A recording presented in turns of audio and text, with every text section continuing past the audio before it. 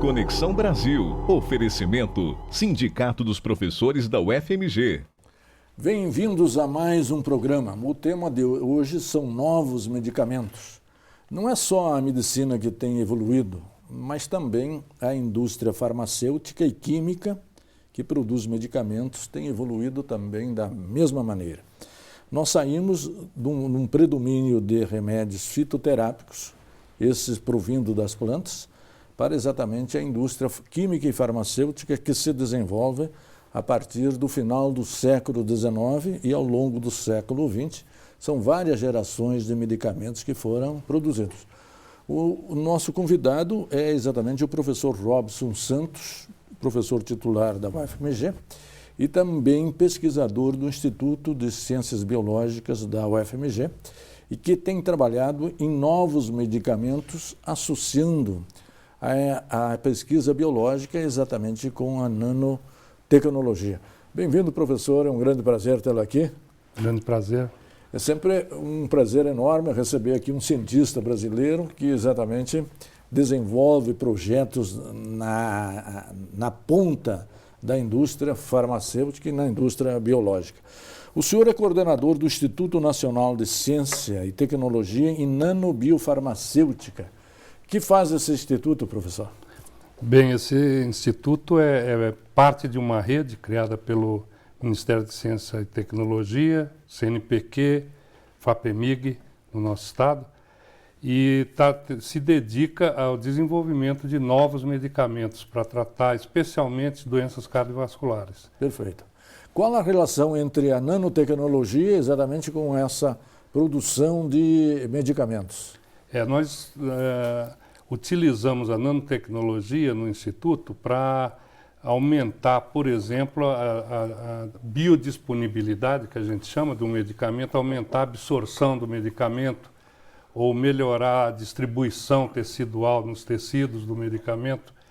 Então, a nanotecnologia aí é usada para absorção e para algumas técnicas para melhorar a distribuição do medicamento no organismo. Ela, nesse caso, substituiria até as doses que nós tomaríamos assim diariamente dos pacientes?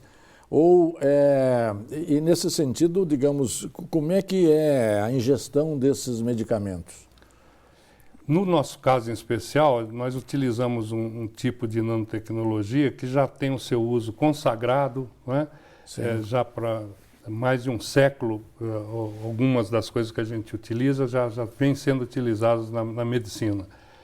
Mas ela aumenta a absorção, mas não quer dizer que possa se reduzir as tomadas. Normalmente, o máximo que a gente consegue é transformar uma tomada que seria de 2 vezes de um medicamento para 1 vez ao dia, né? Isso já é um grande ganho para o paciente. Perfeito.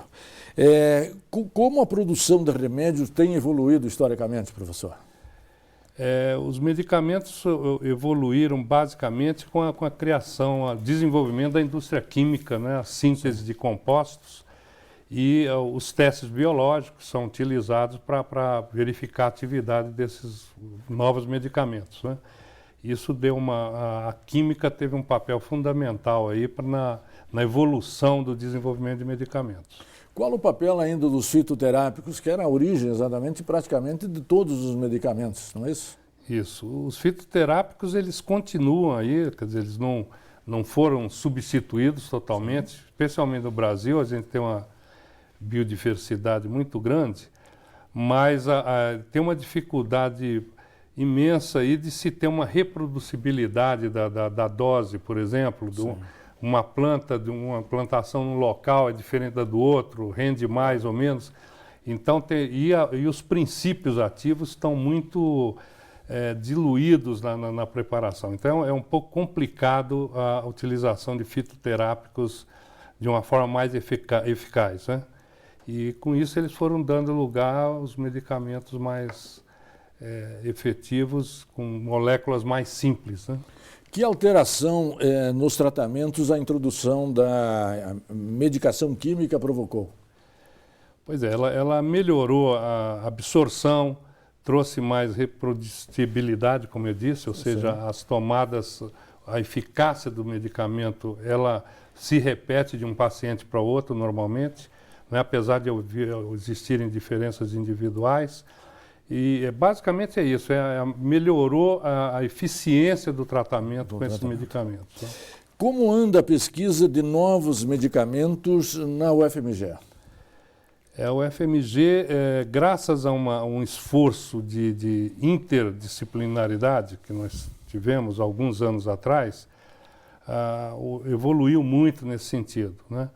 Nós fazemos o que a gente chama de inovação incremental, ou seja, melhorar a absorção do medicamento, com recursos de nanotecnologia, por exemplo, ou inovação radical, que é baseada na identificação de novas moléculas que seriam biologicamente ativas. Né? Esses dois tipos de inovação avançaram muito com a interação entre a química, a fisiologia, a farmacologia, a farmácia e por aí vai. Nós estaríamos produzindo hoje que geração de medicamentos? Olha, o Brasil ainda está bem atrás, né, de outros países na produção de medicamentos, mas a UFMG, eu acho que ela se situa entre as principais universidades do Brasil, é detentora de uma boa parte das patentes depositadas nessa área no Brasil, inclusive quando a gente conta com patentes de indústria farmacêutica, Sim. O que é muito significativo. Claro. E nós temos desenvolvido medicamentos na área dessa inovação radical que nos situa muito bem do ponto de vista internacional. É óbvio que o número de moléculas é pequeno ainda, né? Que nós descobrimos e estamos explorando. Mas tem sido muito significativo o avanço dentro da UFMG nessa área. O avanço maior tem vindo exatamente dos laboratórios das grandes empresas multinacionais? No Brasil, isso não ocorre, infelizmente, né? As multinacionais, elas utilizam o Brasil mais para testes clínicos, já numa fase mais final do teste clínico, fase 3, que a gente chama, que é uma fase imediatamente antes de se passar para distribuição do medicamento, que seria a fase 4, né? E a pesquisa mais básica, ela é muito incipiente ainda no Brasil. Perfeito. Ou na indústria nacional, propriamente dita, ou nas multinacionais. Beleza. No segundo bloco, nós voltamos a analisar esses medicamentos que estão sendo produzidos na UFMG. Um instante só, voltaremos já. Interconexão Brasil. Oferecimento: Sindicato dos Professores da UFMG.